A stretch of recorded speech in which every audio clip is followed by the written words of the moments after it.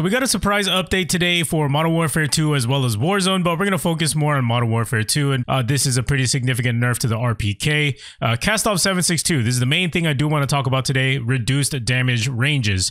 So it's kind of funny because this is exactly what they wanted to do when Season 2 first came out, and then upon hand testing it myself, I actually did realize that they did the exact opposite, which is actually pretty insane. And then we got the 𝗧𝗨𝗥𝗕𝗢𝗠 fixed an issue causing 300 round blackout ammunition to register as hit scan. And then for submachine guns, we have the Fennec reduced the FAR damage, reduced damage against armor, and requires 2 additional bullets to break 3 armor plates. Of course, this doesn't apply to us since we're all multiplayer here. FTAC Recon increased sprint speed. 𝗏𝗏man 762 increased damage range, reduced ADS speed, reduced hip spread minimum, increased hip spread while moving, increased sprint speed.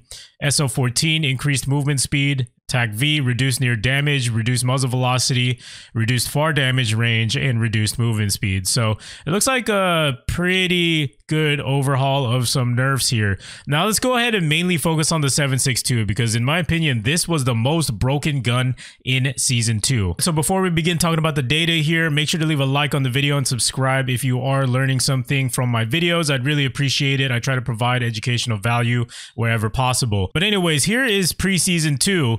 And here's our values right here. We had a 0 to 45 meter 2-shot headshot, and then 46 meters and beyond, it was 3 shots to kill. And we have the upper torso, 0 to 45, 3 shots, 46 and beyond, 4 shots. And the lower torso and the limbs had the same exact damage range as well as damage profile at 0 to 28 meters and 3 shots to kill. And then 29 meters and beyond, it was 4 shots. Then what happened in Season 2, as soon as Season 2 launched, the headshot was an infinite 2-shot kill. So yeah, this was absolutely insane, and you should definitely check out my previous videos if you guys haven't seen them yet for my private match testing. And yeah, this is absolutely crazy, and this actually makes sense why they felt like they had to go ahead and redo everything and then, you know, give us the proper nerf.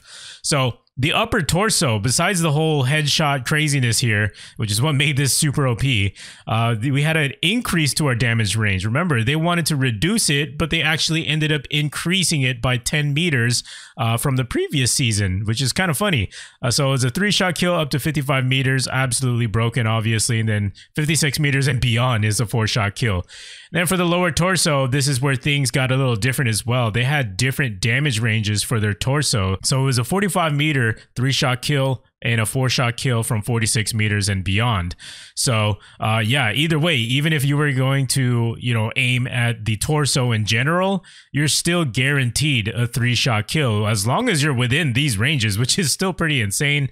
And then of course add in the headshot for 2 shots to kill. And then the only thing that they really did correctly was the limb damage, where they intended to reduce the damage range, and they did, and they only reduced it by 1 meter, which is literally a slap on the wrist. You're not going to notice this whatsoever, and plus it is still the smallest target on the body that you are least likely to hit anyway, so it didn't really matter. Now, let's get on to today's update. So, for the head, they reduced that 2-shot kill range up to 41 meters, and then it's going to be a 3-shot kill up to 42 meters plus. So if you're going to compare this to pre-Season 2 data, you know, it's only a reduction of 4 meters to both damage ranges. So in a sense, it's really nothing to panic about. We got to get brought back to reality anyway. This is what was intended to happen. I mean, you know, this is just super unrealistic anyway, and this is why they went ahead and changed it. Yeah, it was kind of cool for a while, but also at the same time, you know, even if you were to go out like 80 meters or something and try to get a headshot, it's still not realistic in most situations, at least for multiplayer, because most of the maps, you're always going to get into mainly within 40-meter gunfights anyway. And then for the upper torso, if we're comparing this to pre-Season 2, again, it was only reduced by 5 meters. And then the same thing applies to the second damage range. So the most important thing here that I'm looking for is that we're still retaining the amount of shots it takes to kill. Now, if this was increased to 4 shots to kill within this 40-meter range, then I would definitely be concerned, and that would change the whole time to kill on the gun, and then obviously it would not make it as viable anymore. But it's still the same shots to kill, therefore it's going to have the same TTK of 200 millisecond time to kill up to this 40-meter range, and then same thing applies up here. Now for the lower torso and the limbs, this is interesting. They went back to this. So basically they reverted it and went back to having the lower torso and the limbs to share the exact same damage range and damage profile. So my verdict here, these changes were originally intended. Season 2 launch was clearly a mistake. Low torso damage was basically reverted to, by 18 meters. Low torso limbs once again share the same damage range and the shots to kill. And the headshots nerfed back to reality. Overall, it's not the end of the world. Still top tier meta, which I personally think it is. And it's most effective within 40 meters to the torso and the headshots for optimal TTK. So just because you see this nerf in the patch notes, you got to take a step back and look at the numbers. Yes, this brings it back down to reality. Of course, this was fun, but you know, let's just be logical here. It's not realistic to get headshots anyway from like 45 plus meters and beyond. It was just a cool little thing here that I found that was broken after the patch notes.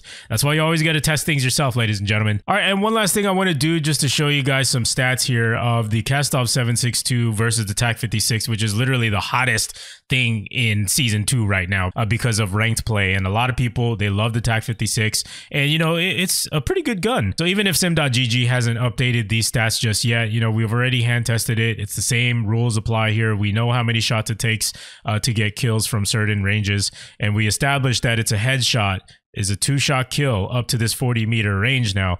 Now, if you take a look at that, you tell me there's still a pretty significant gap between the TAC-56 and the Kastov 762. 762, you get 100 millisecond time to kill up to this 40 meters versus the TAC-56 at 192 milliseconds. So if, in case you're wondering if the 762 is still good in ranked play or multiplayer in general, the answer is yes. You know, the headshots are still going to put you at an advantage. Now let's switch over to the chest area. So for the chest area, remember the 762 had a reduction of a 3-shot kill up to around 40 meters once again.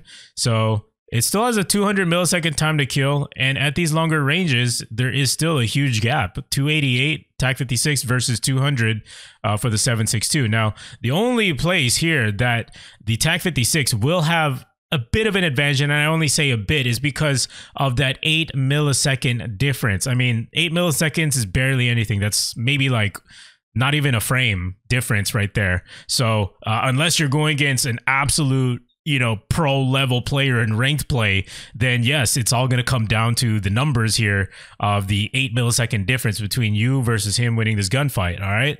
But as long as it stands here, still got better range for the Kastov 762, very consistent. Now, if we move on here to the torso, because remember the torso and the limbs, they do have the same damage profile now for the Kastov 762 once again, actually. So for the torso, the lower torso, again, Kastov 762 still wins up to this 27 meters, which is the range that it's supposed to be at, 200 milliseconds versus a 288 millisecond time to kill of the TAC-56. So that's all I got for you guys today. A little surprise video for you guys. Make sure to leave a like if you do appreciate these kind of videos, these update videos, as well as these stats. And if you learned something, also subscribe, turn on noties so you don't miss a future video. Appreciate all the support, and I'll see you guys in the next one.